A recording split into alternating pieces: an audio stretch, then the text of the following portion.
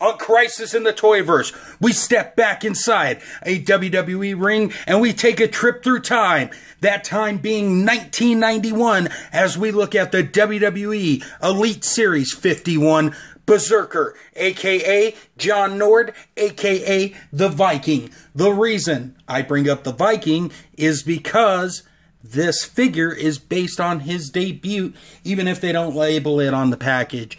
Truth is, I would have preferred the brown costume on this figure, and that's probably my biggest knock on it. But we do have a WWE Elite Berserker figure, so I can't complain too much. So, with that being said, let's go ahead and review this bad boy.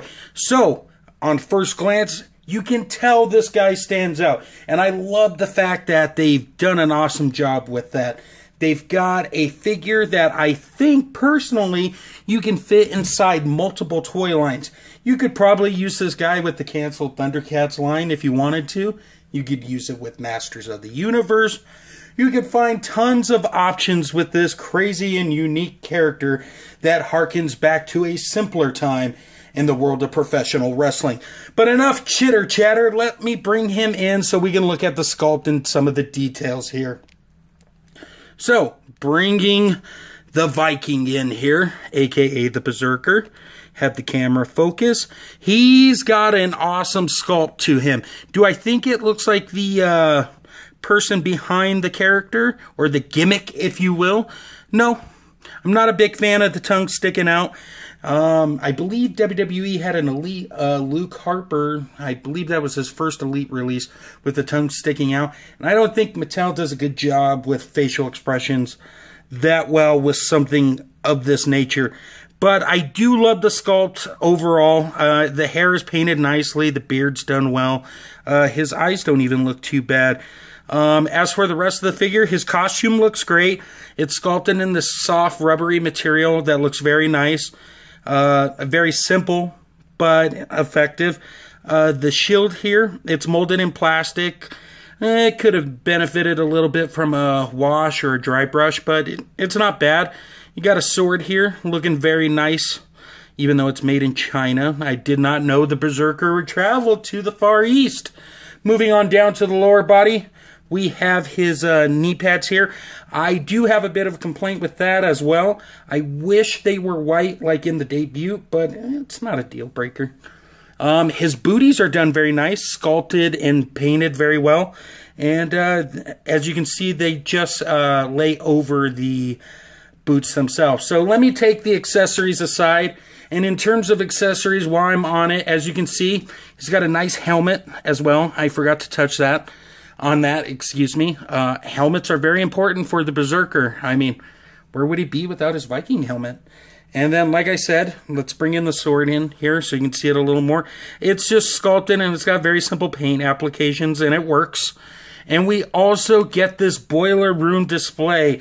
Not really a big fan of these. I mentioned that in the Tanaka review, and I believe Goldust had one too. It's just not my cup of tea, to be honest with you.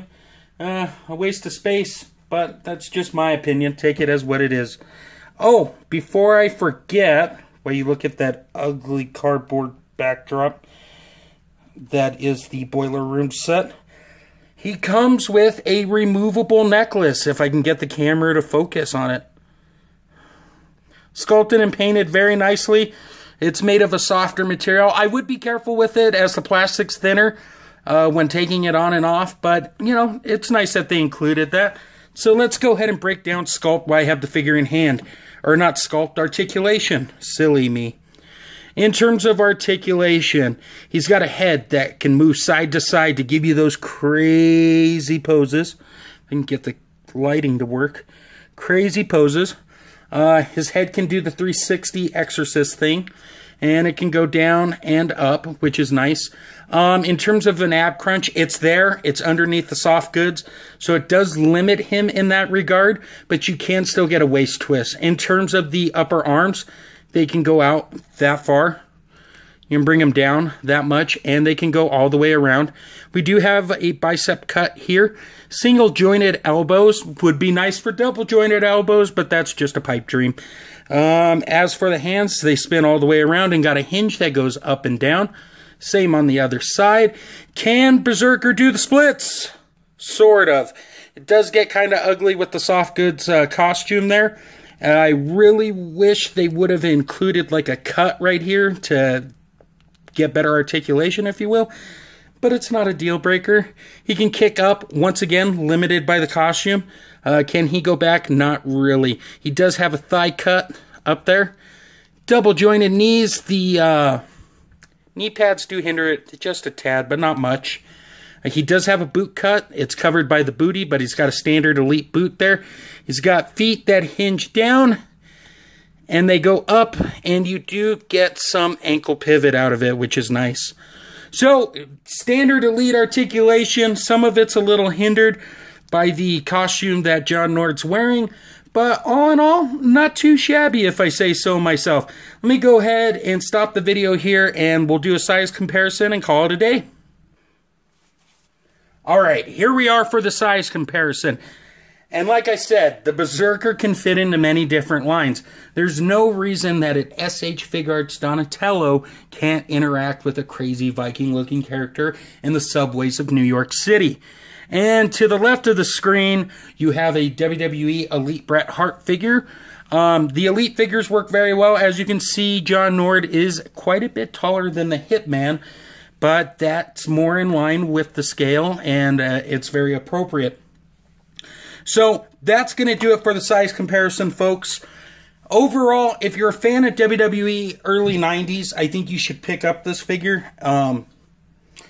He's worth the purchase. He has a lot of cool accessories, if that's the right way to phrase that.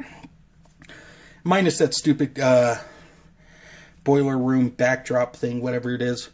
But I personally like it, and I like the fact that I can do multiple things with the character, which is very cool. I have some fun things planned for John Nord that don't include a WWE ring. So, pick it up if you want it. If you don't want it, then why are you watching this review? All joking aside, I appreciate you taking the time to watch this review. So, with that being said, if you get a chance, go to extreme-sets.com to pick up this awesome wrestling backdrop like the one I'm using, among many other backdrops. And for all your other toy collectible needs, head over to bigbadtoystore.com. You won't regret it. And if you're a fan of toy photography, don't be afraid to use the hashtag ToyLoverCrew to feature your toy art, and throw a follow at ToyLoverCrew on Instagram. And last but not least, if you're into podcasting needs, undercovercapes.com is where you'll find everything geekery from Marvel to DC to indie to video games. These guys have got you covered and set for life. So stay tuned at the end for the slideshow. Please like, share, and subscribe with somebody, be it a Viking, a turtle, or even the Hitman himself. And until next time, friends, tally-ho!